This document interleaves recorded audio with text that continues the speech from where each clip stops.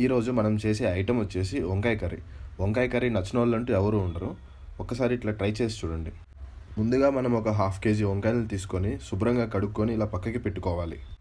తర్వాత 2 ఆనియన్స్, ఒక 3 పచ్చిమిర్చి తీసుకొని ఈ విధంగా కట్ చేసుకోవాలి.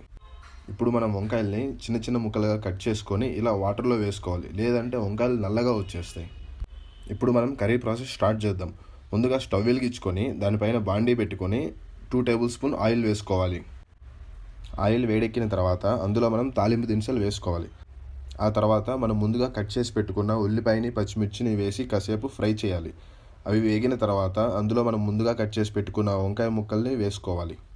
ఈ వంకాయ ముక్కలు వేసుకున్న తర్వాత అందులో కొంచెం పసుపు, కొంచెం ఉప్పు వేసుకోవాలి. వేసుకొని కొద్దిసేపు ఫ్రై చేస్తూ ఉండాలి.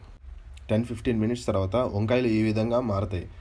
ఇప్పుడు మనం ఇందులో సరిపడే కారం వేసుకొని ఒకసారి కూర మొత్తాన్ని కలపాలి. ఇంతేనండి, గుమగుమలాడే వంకాయ కర్రీ.